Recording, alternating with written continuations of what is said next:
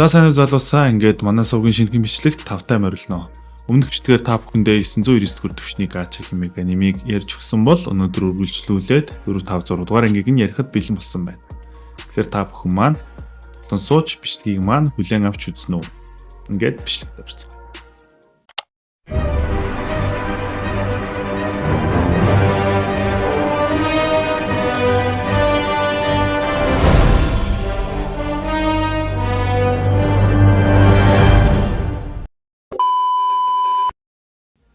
За 3 дугаар анги маань манай No, God! No, God, please, no! No! No! No! За дугаар анги маань манай Ройтоо 3 жилийн өмнө орхин гарсан төрлөх тосгон гэр бүл дээрээ туслахуудаа дагуулсан очихоор яарангүйсээр тосгондоо орно. Тэгтэл тэд нүдэндээ ч итгэсэнгүй. Учир нь тосгон нь сүнөөд, сүйрээд юу ч үгүй балгас болчихсон байдаг. Ройтог тосгоноос гарснаас 2 жилийн дараа тосгон нь сүрч аав ээжийнхэн цогцос олдсон ч ах トゥ хоёрын цогцос олдоогүй байсанд манай Ройтод ах トゥ гээ олох хүсэл нь л үлдээ. За мөн энэ анги дээр шинэ хоёр дүртэй танилцах ба Нимүмү хэмээх алуурчин, Голд хэмээх хоёрт баатар. Хоёулаа 5000 дугаар түвшинтэй. Энэ хоёр гэхдээ жоохон хоорондоо таарамжгүй дандаа л мөдөлдөж явдаг. За тэгээд манай Ройто баг зүүж аваад хот руу өшөө авах хүслээ өртлөн гарнаа.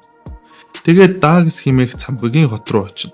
Замдаа нэгэн хүнийг авраад хотод очиж адал явдал хайгчаар бүртгүүл. Тэгээд мэдээлэл цуглуулахар болтгоо. Иймхүү цамхагт орохоор очирлож зогсож байгаад урд дүүрэн дайран орсон хоёр этгээдтэй муудалцснаа. Харвас нэг нь эльф, нөгөөх нь харанхуй эльф бололтой. Дараа нь бас адал явдал хайгч гээд 4 бяцхан хүүхэдтэй танилцсанаа. Ингээд цамхаг руу орно. Бас нөгөө хоёр эльф чинь орсон байх ба нэг нь эльф Хатан хаант улсын цагаан хүлэг баатрууд хэмээх салааны гишүүн байсан Кайто хэмээх эльф. Нөгөө эльф нь харанхуй эльф ба нэр нь мэддэхгүй. Кайтогийн хувьд түүний түвшин 1500. Гэхдээ энэ нь мастерын цусыг өвлсөн гэгдэгт түүний хувьд маш бага хэмээн гологдож өөрөө ч бас голж явдаг аж. Харин нөгөө харанхуй эльф нь түүний түвшнийг ахиулахаар туслаж яваа бололтой. Тэгээд манай гуравч 3 давхар хүртэл явчихаад буцаад гарахаар нисэж явах ба. Өдөр цамхгийн үдэнд таарсан 4 хүүхэдтэй таарна. Тэд гоблинтэй тулалдаж байдаг. Тэгээд тэд ч ялж манай гуравч тэр хэд дээр очино. Тэгтэл манай гурав илүү хүчтэй дайсан байна гэдгийг нь мэдрээд эргээ тартал ой дотроос 4 гадуурт аврах цөгөрцөг гараад ир.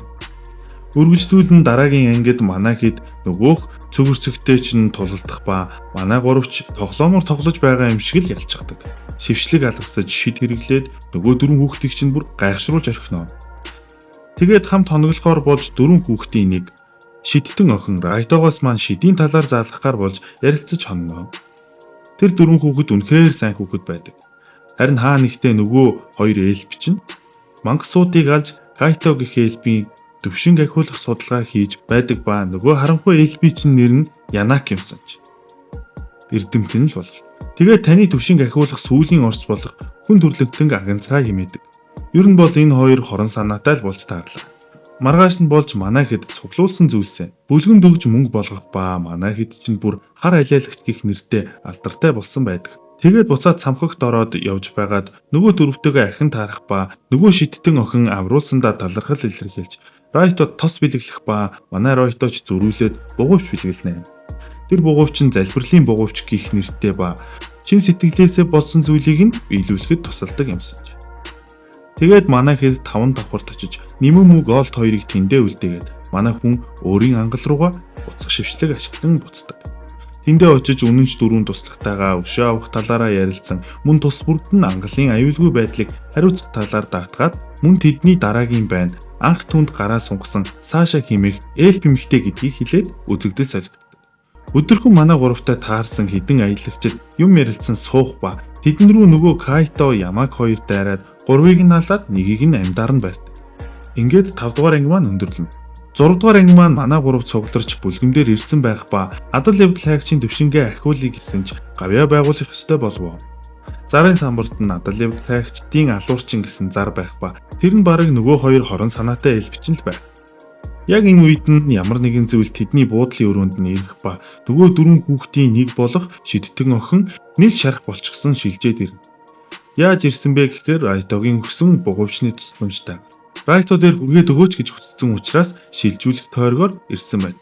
Тэгээд юу болсныг нь оюун ухааныг нь уншиж манай Райто хардаг. Тэр дөрөвт бусад аялагч нар нь адал явдал хайгчийн алуурчин хэлж өгөх ба тэр даруй ухарсан ч шүн болоод харанхуй болсон. Мөн бүгдээрээ өдөржин явсан тул маш их ядарсан байдаг. Яг энэ үед нь нөгөө хоёр ээлбч нь гараад ирнэ. Тэгснээ улаан цайм өөрсдөө бид алуурчид байна. Та нарыг алж туршилтын тулай болгоно гэд нэг дайралтаар л 3 хүүг нь шархтуулчихдаг. Тэгээд манай шидтэн охин нөгөө Кайто гэх ээлбч нь хүчирхийлэхээр оролдоно. Энэ үед нь түүний ах үхлийн наагур дүүгээ зугатаалахаар босч ирээд түүнийг зугатаалагд. Ахаас нь болж нөгөө Кайто ч бүр уурандаа багтран ахыг нь шидээр нэвт сүлбчгээд охины араас хөөгөөд ирчихдэг. Тэгээд яг түүнийг алах гэж байхад нь бугуйч нь охины хүслийг сонсоод Райто дээр хүргэж өгсөн байдаг. Тэгээд нөгөө хоёр ээлбч нь сандарч ихсэх ба ээл бус болон бүлгэн мэдвэл баларна гэд айцгааж байхад нь манай Райто хүрээд ирдэг. Вади Гимура гэх хоёр хүн аль хэдийнэ амиалдсан байх ба Элио гэх шидтэн охины ах нь амьсгатай байдаг. Тэгээд манай 3 ахыг нэмчлээд дүүгийнхээ мөрөөдлийн төлөө чадан ядан энэ ялгуурлан гадуурхалтай ертөнцид амьдарч байхад ийм зүйл хийсэн та хоёрыг яасан ч өршөөхгүй хэмээн Нимүмү Голд хоёрыг битгий оролц гээд манай Райто тулалдаж эхэлнэ. За тэгээд энэ хэсгийг та бүхэн үзсэн дээр байх бас л нэлийн огшоод тоглоо. なんだその目は。虫けらが僕様の目でいい目じゃない。生きたまま全身の皮を剥いで口に詰め込む。足の先から切り刻んでから殺す。でっか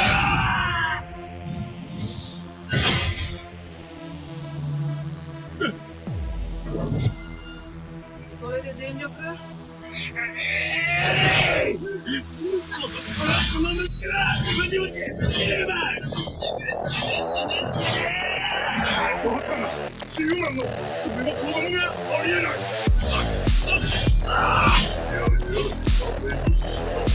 力なくています。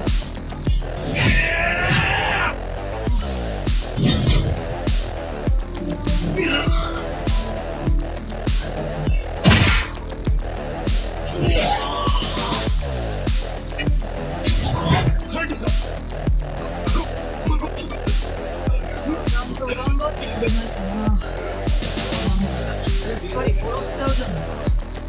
英雄で勇者の奥さんです。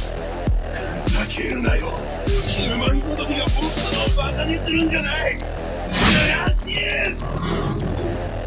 恐れろおののけこれがファンタズマクラスの冒険グランディウスの力その身をもって味わえドヒューマンキラー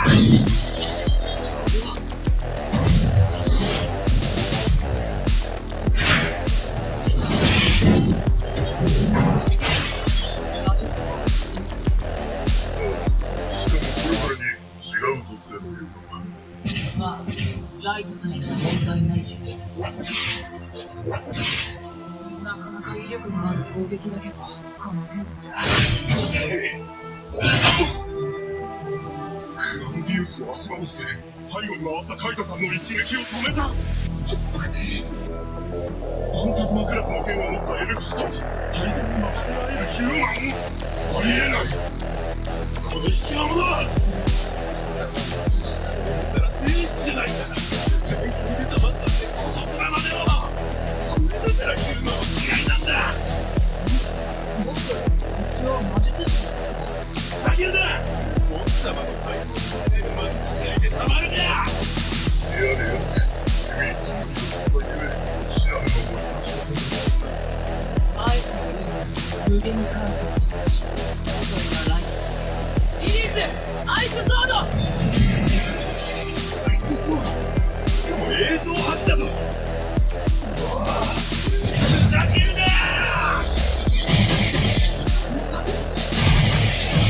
そんなバカなアイスソードで正確に迎撃エルフ士も魔術師もはるかに凌駕する魔力まだだ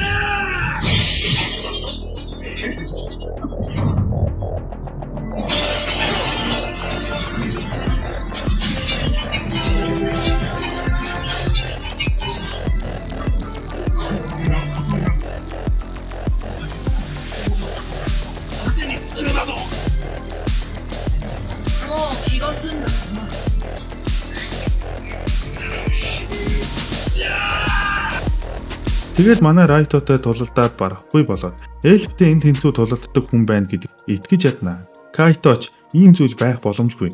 Өмнөх үеийн мастерын сэлмийг ашигладаг хүн шүү би гэхэд нь Райто мастерын талаар мэдхийн тулд энэ хоёрыг алхаа төр зур азнаа. Тэгээд манай Райто энэ хоёроос мастер гэж хэн болохыг асууснаар энэ хүн маань өндөрлөв. なんだと。マスター、今マスターと言ったのか。知っているのか、マスターを。てるか